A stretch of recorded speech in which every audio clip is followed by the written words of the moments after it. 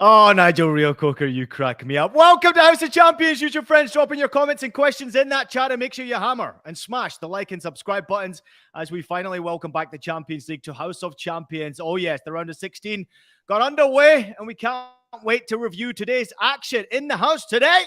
Nigel Real Coker, Michael Hood, boys. How you doing, Mike? Good. Just want to give a quick shout out to my younger brother. This is birthday week. Happy birthday, Derek. Can't wait to celebrate with you in real time. Golf clap, Derek. Happy birthday to you, mate. Nigel, how you doing, mate? I'm good, mate. Always a pleasure to be on with you guys. Doesn't even feel like work. It's just a great footballing chat with great minds and difference of opinion, but we make a good point. Yeah, just like you in the locker room and out there on the pitch. It didn't really feel like work, Nigel, did it? Didn't really feel like work. Later on in the show, we'll have James Benge joining us from London, of course, with the big game taking place today between Arsenal and Manchester City. But while we got the boys here in the House of Champions, let's talk about the champions. The Champions League is back. We're on day 2, obviously, of welcoming it back. And today was an absolute banger of a match between Borussia Dortmund and Chelsea. Real quickly, boys, let's get into it. Nigel, I'm going to come to you first here. Very important result it was to get that first leg for Borussia Dortmund in front of their own supporters. But at the end of the day, we have to say, Chelsea had their chances, man. Chelsea had the chances, but Michael was, he sees, Chelsea getting a win and Chelsea doing so well. I didn't say that. Chelsea, yes, he did. Anyway, I didn't say, come on now. For me, Borussia Dortmund were there for the taking. Out of a squad of, 30-something or 40 players, there is no recognized number 9 at Chelsea. Not one. How do you expect to compete, win titles, and win the Champions League without having a recognized number 9? Let's be real. This isn't a team that was built by Pep Guardiola playing that fake number 9, and every player can actually contribute in the attacking sense with their movement, their football intelligence, and intricate play. That's not Chelsea. It's crazy to me. João Felix, I thought, had another great game, but again, can't find the back of the net. Borussia Dortmund were there for the taking defensively, but I give credit to Borussia Dortmund because from midfield to that final third, they were dangerous. Again, they were just lacking that final pass, that little bit of quality and composure in that final end. But the football that they played was absolutely breathtaking to watch. And I feel that Borussia Dortmund are a couple of pieces away from being a real top team if they can keep some of their players. That's how close they are. Nigel, let's not a couple of pieces away. Let's not be silly. They're a couple of pieces away more so than Chelsea. Hold on, wait. I'm gonna have to. Okay, the reason why you guys say that is because, again, what you guys are doing, and I'm disappointed in you, Ian, you're taking the league form into account. League form doesn't count. League form for me doesn't count when it comes to the Champions League. But I thought personally, Borussia Dortmund deserved the win. They were a better team than Chelsea, really and truly, for the amount of talent that Chelsea have assembled. That's not good enough. That is not good enough for the money that they've spent and the players that they've got. The key battle, Jude Bellingham versus Enzo Fernandez. Who won that battle today? Jude Bellingham was absolutely sensational, in my opinion. And I don't even think he played at the highest level of what he's capable of. And for me, you're paying 120 million for a player who absolutely got burnt for the goal that you conceded. You're going to have some questions there. Look at Ian with a little smile. I don't know. I don't know where to begin with this one, Nigel. I could see what you're saying about, is Dortmund in form? This is their 7th win in a row. That's a good thing. That's a very good thing for a Borussia Dortmund side that has been Jekyll and Hyde throughout this entire season. A Borussia Dortmund team that gambled big time, playing Salih Özcan at attacking midfield and left Marco Reus on the bench. The same Marco Reus who scored in the Pokal, left Gio Reyna, who has scored goals on the bench. That is a big gamble. I think they did that to match the industry of Chelsea in midfield. The difference in this game is the chances that were taken, the chance that was taken, I should say, and the Chelsea chances that weren't. João Felix, that would have been the difference. Chelsea grew into the game. In the first 15, 20 minutes, it was one-sided, all Borussia Dortmund. I think that's when you turned off the TV, Nigel, because the rest of the game, I don't know what you were watching, because I saw a Chelsea team that just slowly grabbed the game by the scruff of their neck. Yes, Borussia Dortmund did have a couple chances here and there, but Chelsea FC should have had a goal. João Felix had 3 or 4 chances in the box that you would just typically see him put away. If he puts one of those chances away, I think Chelsea walk out of there minimum a draw. Dortmund fortunate, but the goal they scored, though, you have to give them credit. And I know you want to blame Enzo Fernandez for that, but I want to go back and golf clap. We're going to golf clap, Adeyemi? Oh, Well, he left. after he gets back, but- sorts out his But internet. we're gonna golf clap Adiemi once Ian gets back. But No, on we don't. that We can play, carry on, Michael. we can Ian carry needs to on. pay But his on, internet bill. on that But let's play, go. Nigel, it's in the details. You've been in part of set pieces. I've been in part of set pieces. On your corner kick, they tell you nothing gets past you when you're at the top of the box. Hakim Ziyech and Mikhail Mudryk, they fell asleep. Hakim Ziyech rushes in, gets beat. Mudryk should have been there to cover. You can't leave a player like Michael, Enzo Fernandez, who's the last Michael, player back, you're 1v1 asking- with Adiemi. Okay, but Michael, you're asking an attacking midfield player who's been renowned for his attacking flair to be defensively minded in a dangerous set piece situation. That's not his problem. It's down to Chelsea management and coaching to know who your best defensive players are and put them in a position to be able to be ready defensively to cover if anything happens. You cannot blame Mudryk for that.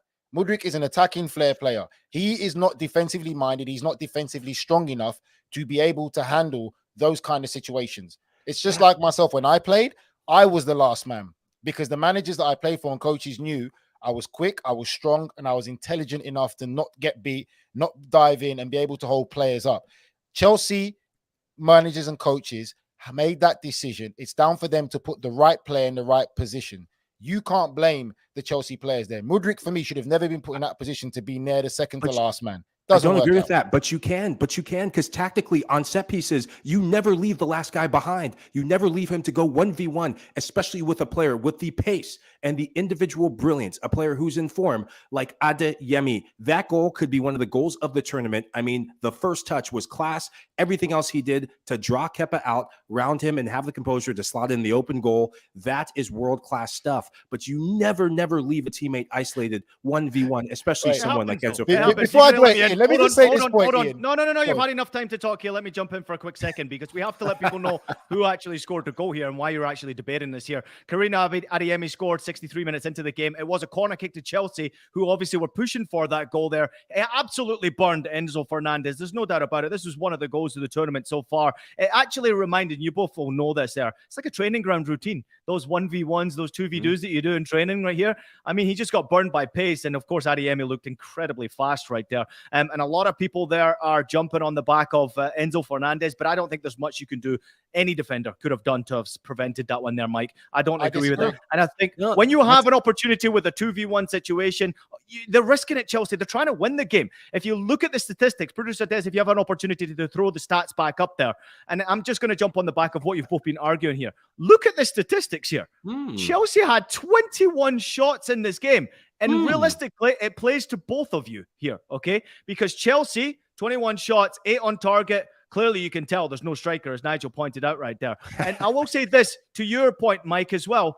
You were saying here, they're very suspect defensively, Borussia Dortmund. They have, of course, ran their luck today with the performance that they put out there defensively. They did give Chelsea a ton of opportunities. They left themselves vulnerable. João Felix should have scored a couple of goals in this game. Mudryk should have came on the pitch at some point in this game because he certainly wasn't performing very well for Chelsea today. So a lot of Chelsea fans can be unhappy with that performance today because they had their chance to win this game and they let it slip. Congrats to Borussia Dortmund. Who wants to take the mic? I do, because I want to make a point. Go. Michael's saying about you don't feel you should be left one-on-one. I'm sorry, this is the difference between Michael and I. If you're going to be a professional football player, if you're playing at that highest level and you can't handle one-on-one situations, you should not be a professional football player. Because regardless how fast a player is, bollocks, Nigel. Use football intelligence. No, I disagree to that. I'm sorry. No, you would never, in your prime day, you would never be able to keep up with them. Vincent Company would never be able to keep up with them. Alphonso Davies would never be able to keep up with them. No chance. In my prime day, many times I was left last man.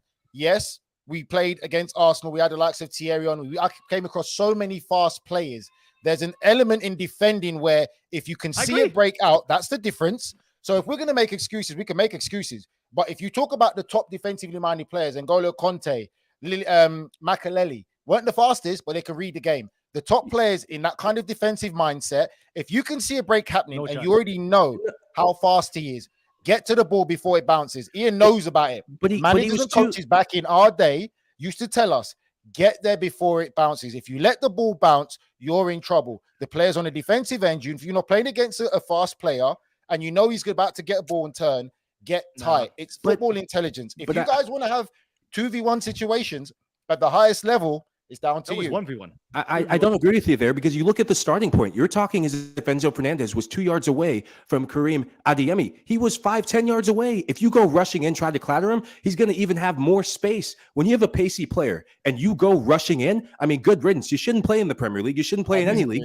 You should be in my men's league team that is kicking ass and taking names right now, actually. I've played with so many players who ain't that quick, but their football intelligence and reading the game and seeing what it is, that's it. You're paid to be a footballer. I do agree with both of you here. I do agree with both of you. You both make very, very good points here. But we must not forget the pace that they were breaking at here, Nigel. It's very difficult running backwards, trying to defend a player who's running and sprinting. That's the fastest player in the Bundesliga right there that's running at you.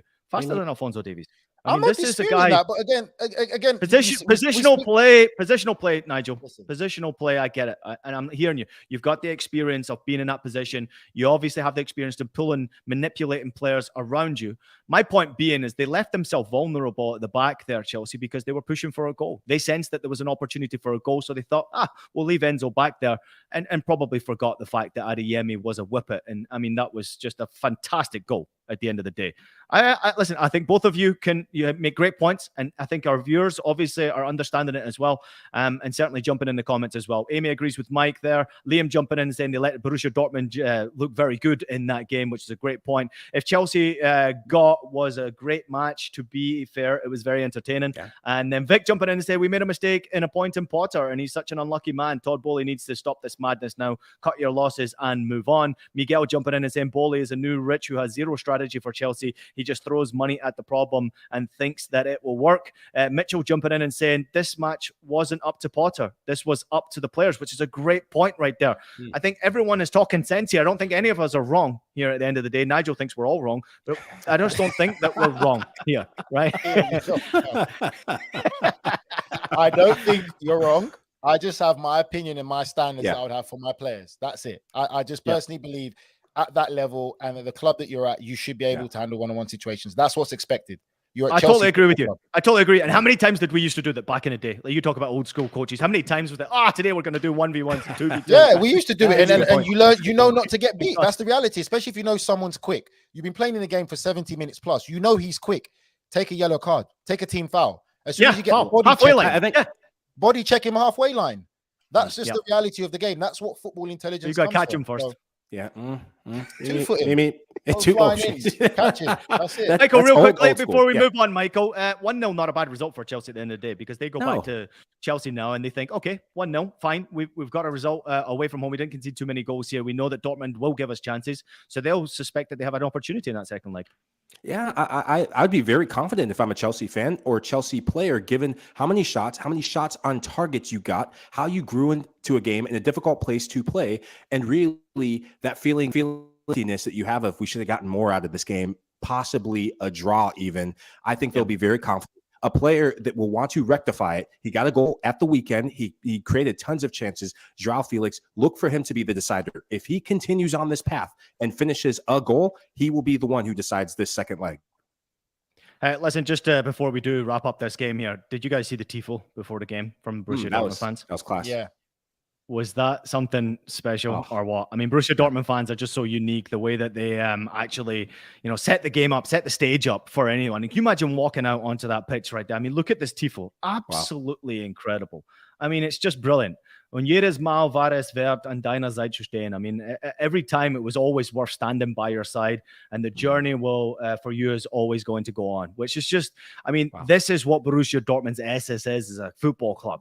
But at the end of the day, I still say this, Nigel Real Coker, they were pretty lucky to get out of there with that victory, even though I will say this, there should be more goals than the one goal that we got here. Nigel, wrap it up before we get out here. What do you want me to say, mate? I thought it was. I was very impressed with the football that Borussia Dortmund played. I'm not surprised at Chelsea's performance. I've seen it in the Premier League. They're still finding their feet. And again, I don't want to keep picking on Graham Potter. Let's give it what it is. Any manager in Graham Potter's situation will find that very difficult. I don't care what anyone says. And the reason why I say that is because we all know what footballers can be like and what egos can be like in dressing room, especially at that level. I don't care what manager you have in there. It will be a difficult situation to get these players to come together in such a short space of time and make them perform. But it's what I expect from Chelsea. All right, just a quick stat before we get out of here. Karina Adeyemi has scored in each of his last 3 appearances in all competitions, scored more goals than in his first 20 competitive games for Borussia Dortmund combined since he actually moved to the club. So congratulations to Karim Adeyemi. Fantastic performance from him. And I guess we're going to go to a quick break right now. Producer Des, you can add me real quickly if we go to break. Yeah, let's take a quick break, Producer Des says. All right, quick break from the boys. More to come from us. When we come back here, we'll have James Benge live from London. House of Champions will be right back. The UEFA Champions League knockout phase, Europe's yearly do-or-die battle royale, where winning is all that matters. The UEFA Champions League knockout rounds. Stream every match live, exclusively on Paramount+. But don't miss a second of the action from the greatest club competition on earth, the Champions League. Follow the biggest stars from the world of soccer like Lionel Messi, Karim Benzema, Victor Osimhen, and Erling Haaland as they try to clinch the most prestigious prize in the game. Stream every match from the Champions League live only on Paramount+. Try 1 month for free with the promo code ADVANCE. Welcome back to the House of Champions, everybody. We welcome in James Benge to the show. Little golf clap for James Benge. It's been a little bit of a night for him tonight. He is right there at the Emirates. It's been a good night. Cracking game. Let's turn our attention to the Premier League before we finish off with the Champions League. James, just overall, Arsenal against Manchester City, what was the stage like before? The atmosphere, obviously building up to the game. You being around the media, what was the question marks about the penalty kick that was given that Saka duly obliged to slot away into the corner? And then after the game, what was the atmosphere like from the fans and also the media?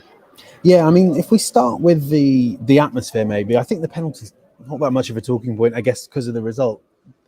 I think the strange thing is this has really quelled a lot of the buzz and the energy that was around Arsenal. And obviously, before kickoff, as you can imagine, and I'm sure you could hear if you were watching it on TV, this stadium was rocking. It was one of the best atmospheres I can remember in recent years. You know, it had the feel of those big Champions League nights that Arsenal so miss as a club.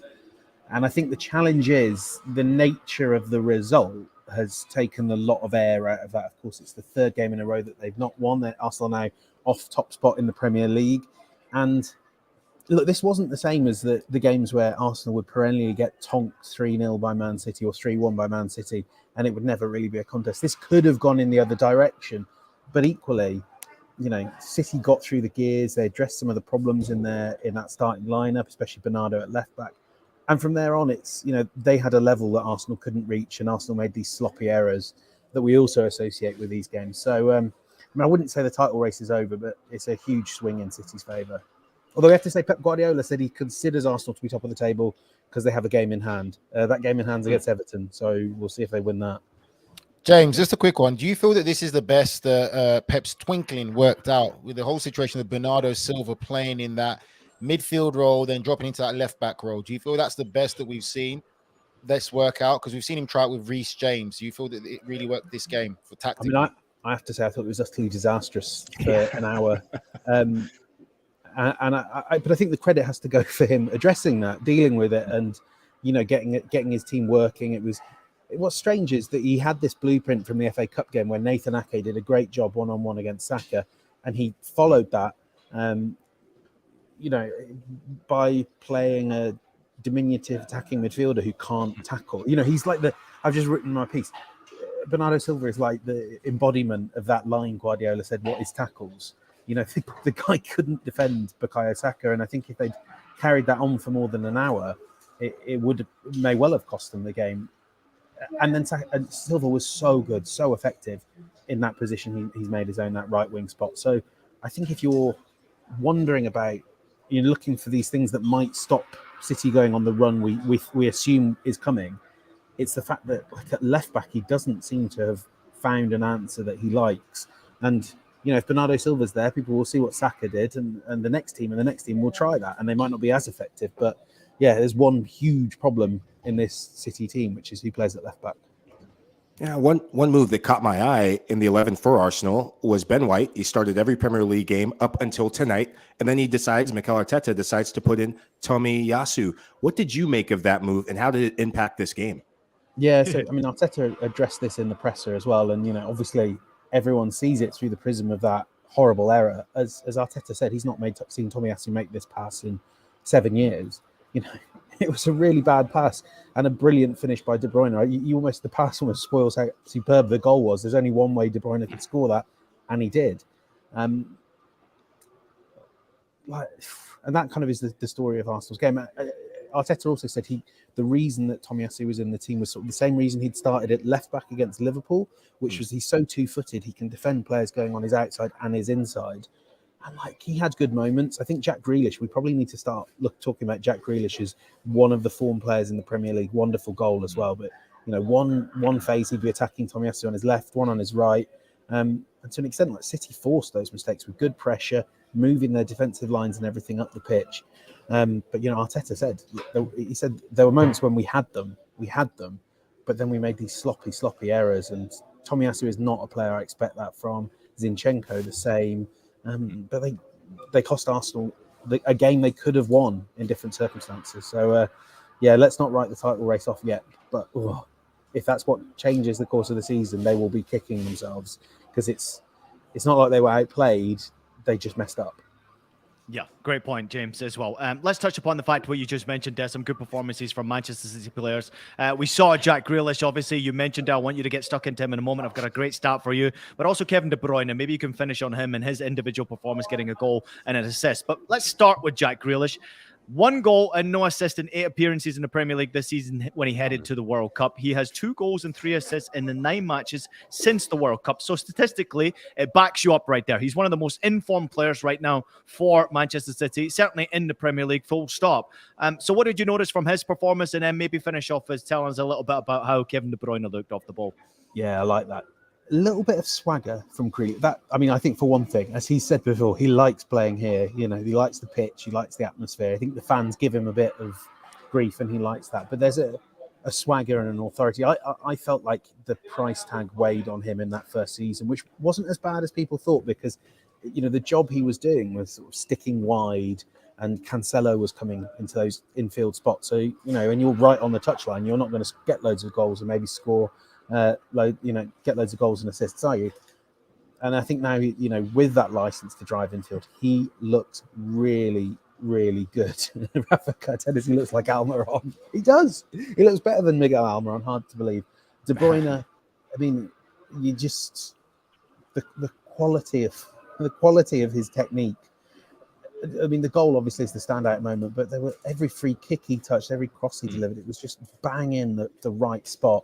And I think, you know, that's what separates them. That's why, you know, Arsenal's mistakes were punished, because it's players like De Bruyne, like Grealish, that only need you to make that mistake once. You know, if you make that mistake against Aston Villa on Saturday, you might get away with it. Aaron Ramsdale might bail you out.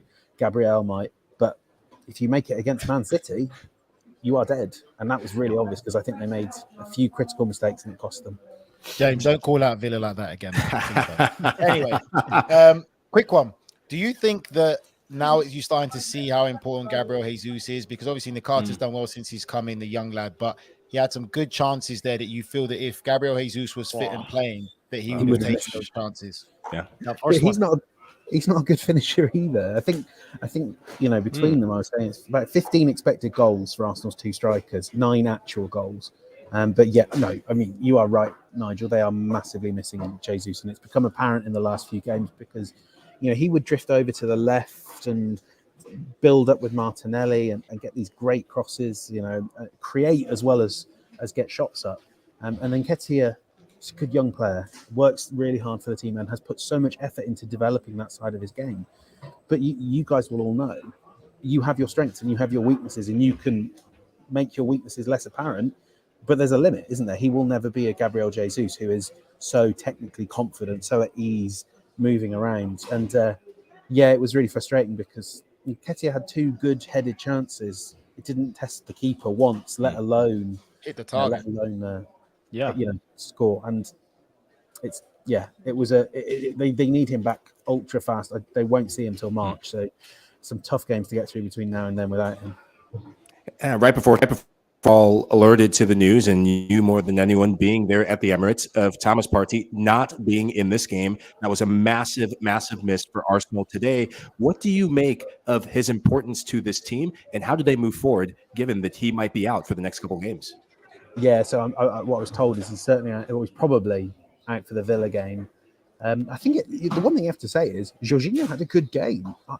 there are those moments that show you the problems with Jorginho, that he is too slow, but has this tendency, if he loses the ball, he'll try and win it back, and that can sometimes heighten the problem because he's way upfield and City are bearing down on goal. But yeah, I mean, the Partey is sort of Jorginho with a bit of speed, a bit of movement, and it's a huge loss. We see this every time he gets injured, and the worry is, long for the remainder of the season, is he gets injured a lot. That's got to be the real concern, and I think come the summer, they need to find the Partey that plays 38 games a season. His name's Declan Rice, by the way. Hey, James, before we let you go, I just want to ask you an unusual question because I'm a little bit strange like that. It is an unusual year for football in general. And we've gone through a World Cup mid-season. And today, probably the biggest game on earth was in the Premier League. But yet the Champions League was still going on. So what was it like for you and the media and the fans in there noticing that there was games going on in the Champions League around? I mean, was it strange? Well, it's strange for me because I feel like I'm like betraying the company. I mean, thank God it was like Club Brugge against Benfica, which, all due respect to those two teams, it's not, we're not getting we're not giving them the big sell on the production side, are we?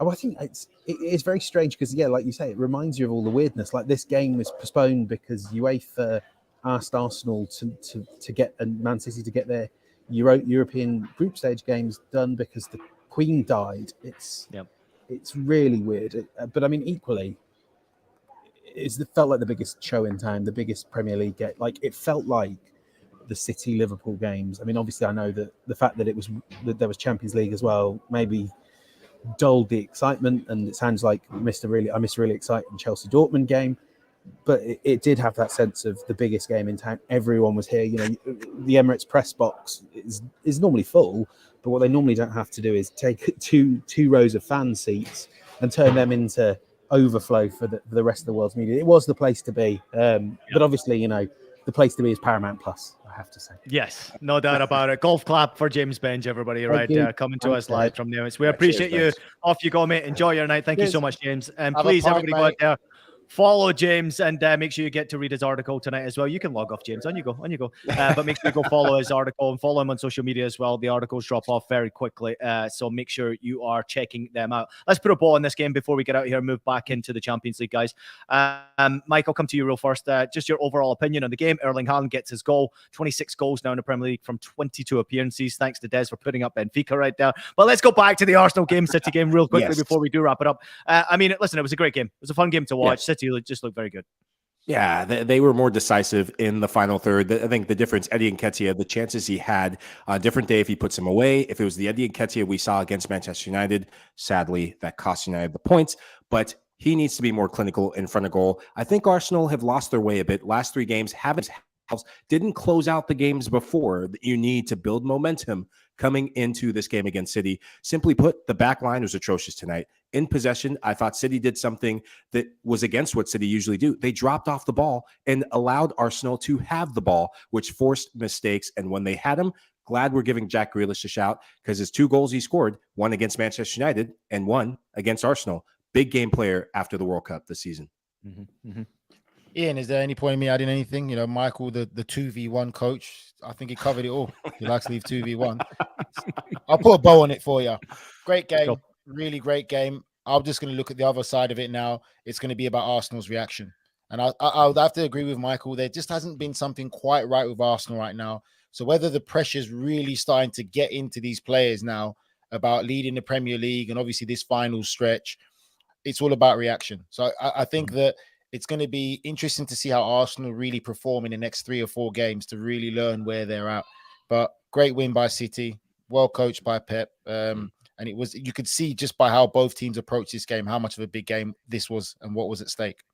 Yeah, it was a massive game, and a big shout out to my Best Buy guys for making sure that all my TVs were working so I could watch 24 games at the same time right now. Pep Guardiola has faced Mikel Arteta 6 times in the Premier League since he left to become Arsenal manager. 100% record right now for Pep Guardiola right now. So really incredible. Congratulations to Manchester City fans out there. Don't worry, Arsenal, you're still in with a chance. And apparently Pep Guardiola still thinks you're top of the league. So you can move on with that one. Good luck as you move forward. Let's get back to the Champions League, which we wrap up up with Club Brugge against Benfica, Mike. Yeah. It was a big victory for Benfica, 0-0 at half-time, and Club Brugge actually scored a goal in the 44th minute of this game. It was flagged off for offside, just a narrow fraction of offside. João Mario, as we've talked about so many times, getting on the score sheet, his 17th goal of the season for him, 5th in the Champions League, 4 goals in his last 4 Champions League games for him. João Mario loves a penalty kick, no doubt about it, but he loves the back of the net as well. David Neres wrapped things up 89 minutes into the game. It was a mistake at the back that was punished. 50 million from Shakhtar Donetsk, 4 assists through the Champions League qualifiers, 9 goals all competitions for him, 11 assists. He's been a class addition for them. But at the end of the day, Benfica just far too strong for Scott Parker's side.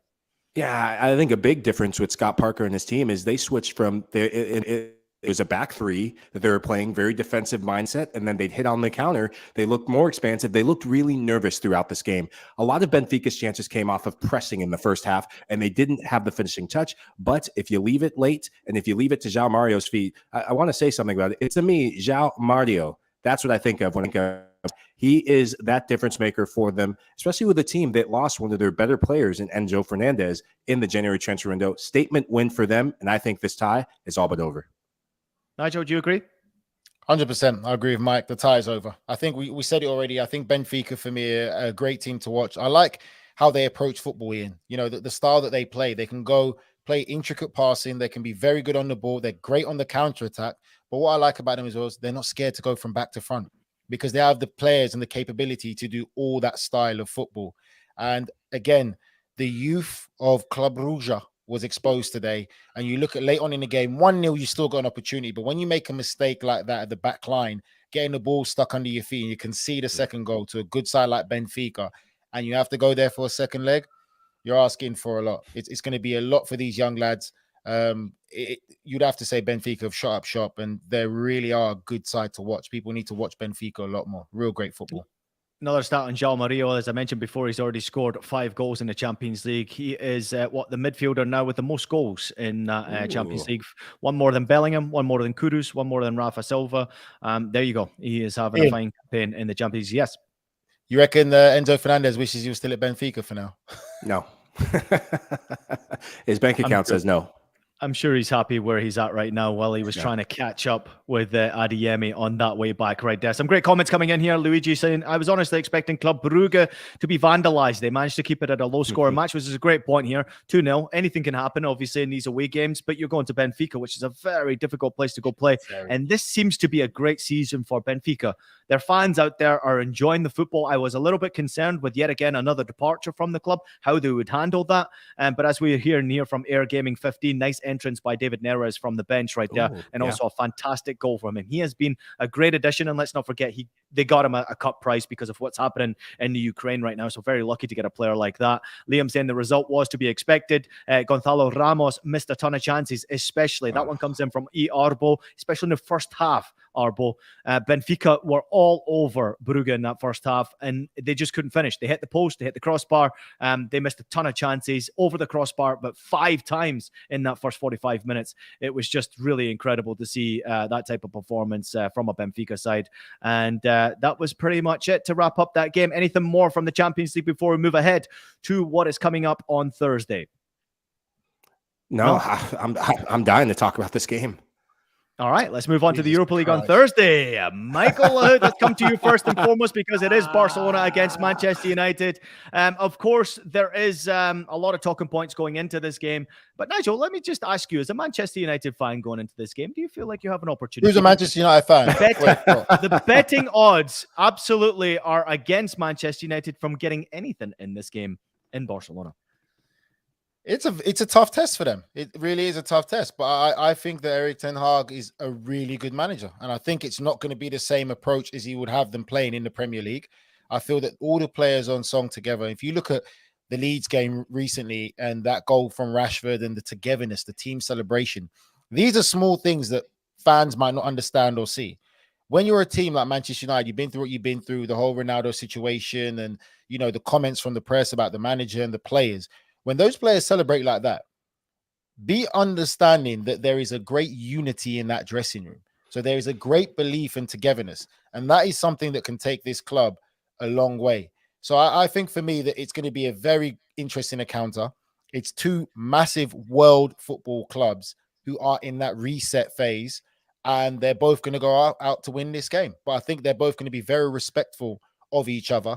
And I think the biggest problem with Manchester United is we've kind of seen now and realized how important Christian Eriksen and Casemiro is to this Manchester United team. So that centre midfield for me is really the big problem right now, still at Manchester United. If you don't have those two playing, I don't feel the quality that they have to come into that spot is as good or as effective to be able to control a game at this high level as those two can. Spoken like a true Manchester United fan right there, Nigel. We appreciate those comments right there. Okay, I was just kidding. Let's get to Mike. I mean, obviously, I'm really coming to you because this is a massive game for United fans all around, and nobody's expecting them to get anything from this game, which I'm quite surprised by. Yeah, I'm surprised by that as well, but I think it's given the form that Barcelona have been in La Liga and in every competition outside of the Champions League. They were woeful in the Champions League. That's why they're in the Europa League. Not a knock against the Europa League standard, but Barcelona were not good enough to qualify to the knockout stages, hence why we have this blockbuster matchup. I think, and I hate to say this, I think this is Barcelona is expected to win, rightfully so, because the battle in midfield. The fact that Christian Eriksen is not there, if Eriksen is there, I would tip my hat and say, hey, this is a free-for-all. Manchester United is one of the better teams around the world on the road this season, something we have not said. They are one of the best Premier League teams on the road this season.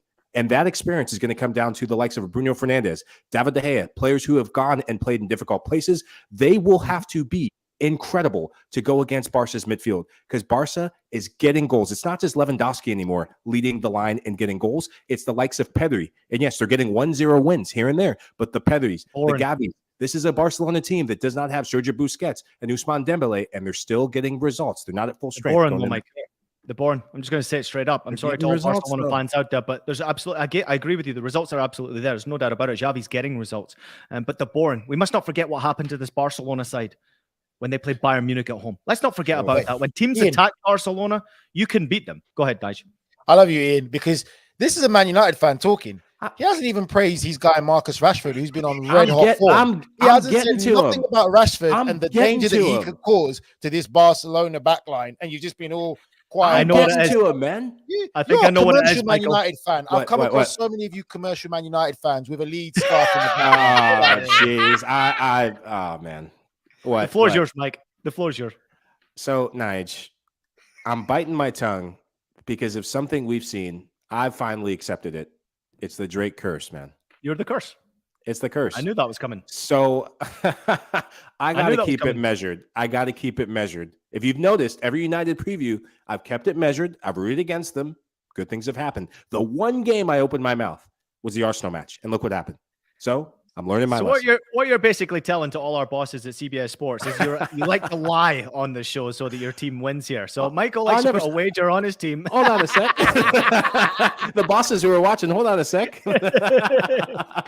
No, listen, Producer Des has come up with a great question here. Obviously, with Manchester City's result against Arsenal, Mike, there's a title race back on. And Manchester United are not far away from this title race as well when it comes to the Premier League. But their focus, I would imagine, for Ten Hag would be to get a trophy full stop. Not necessarily to win domestically the Premier League, which I think is a far-fetched dream right now for United fans, even though they're still in it. Yeah. I think that it's more realistic to say that they can get past Barcelona and win in Europe. I actually would argue that the Europa League is one of their least priorities, especially given what can happen. You have two legs. Look, it's a difficult ask to go to Barcelona and get a result and to be competitive in this match, especially given what they still have. They have the EFL Cup. I think that is priority number one. To get that, they're in a final against Newcastle. Over Europa League? Yes, I think so. Because as a manager, getting a trophy in your first season, that'll give a massive ounce of belief and confidence amongst the fan base, first and foremost, and especially in that locker room. He has that team playing the way he wants. We know that. We've seen that. It speaks volumes in the results he's gotten, the turnarounds he's gotten, the fact he got rid of Ronaldo. But I think his big focus is going to get that one trophy. If it's the EFL Cup, then I think you'll see a big shift in the Europa League.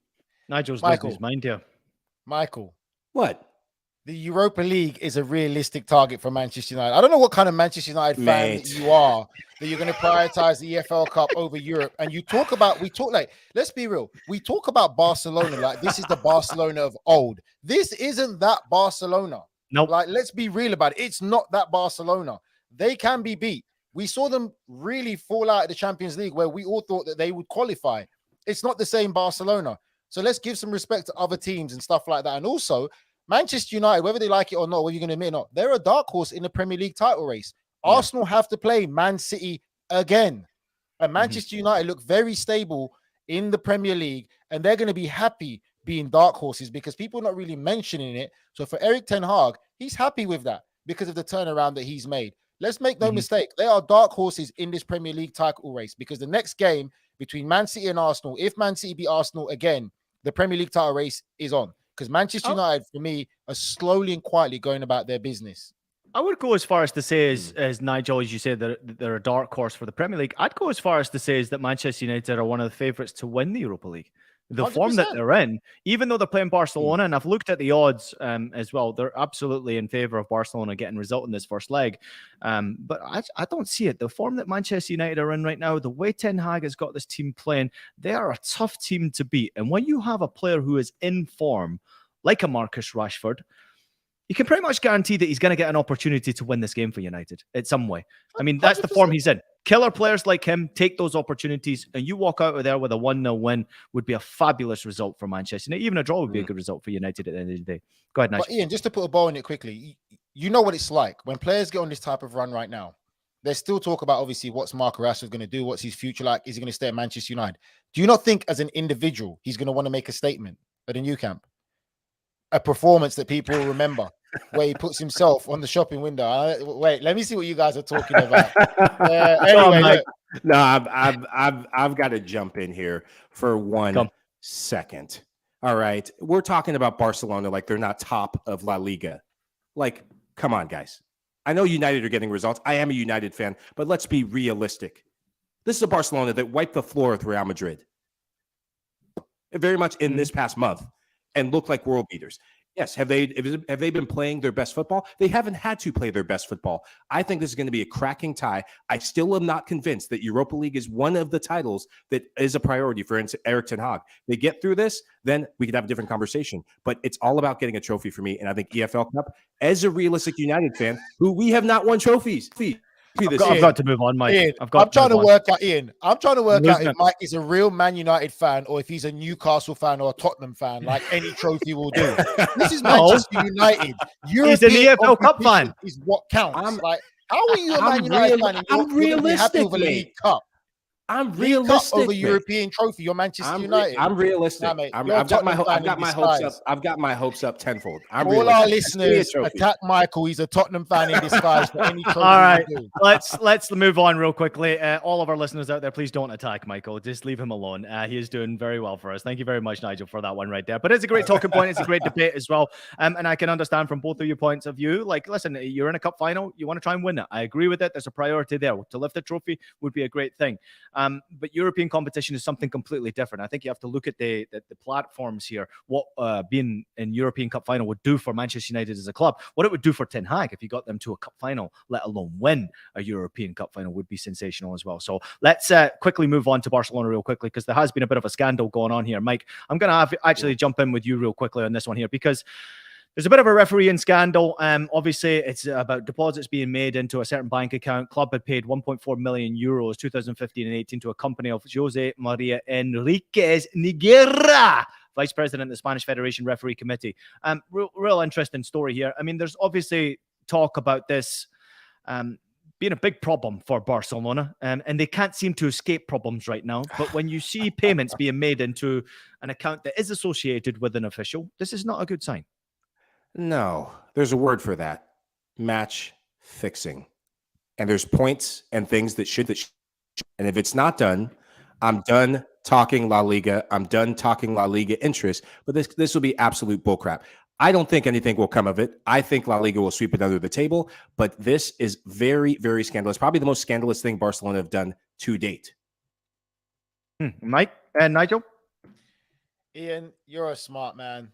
Michael is questionable at times because of the footballing decisions he makes, but we all know how this world works. This is the problem when football clubs become too corporate and too worried about world dominance, financial gaining. That's the reality of it. These are what these clubs do. They will try and win by any means. So I'm not surprised. We've seen scandals with Juventus.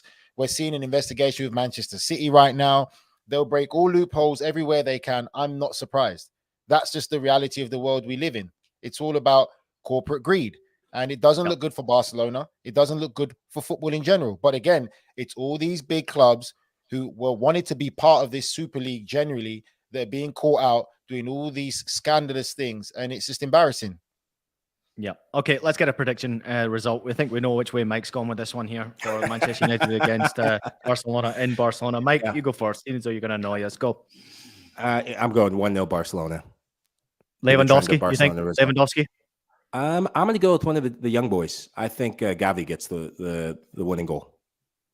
I'm backing my British man, Marcus Rashford, for a 2-1 Manchester United win because Mike has the curse of Drake. So 2-1 Barcelona, Man United win.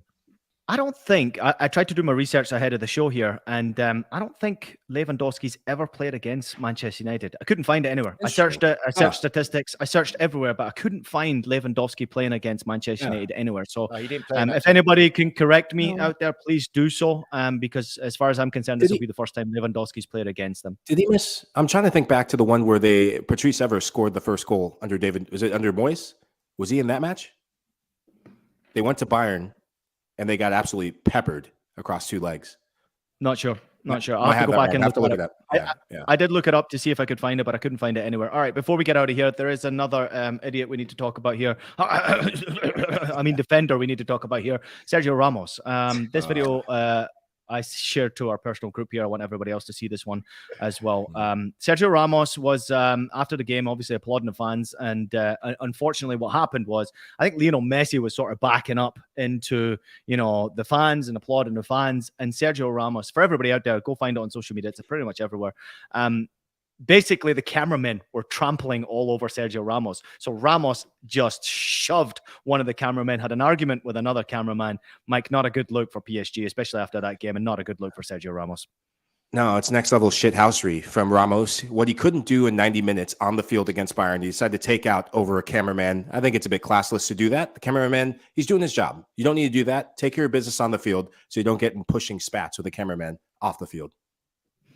And Nigel, you've certainly been in that position before where you've got some players who just react like that, and it's not a good thing. No, listen, what I like to say to people, I'll give you the real. 90% of footballers are absolute assholes. Don't be fooled by how they are and how they're portrayed.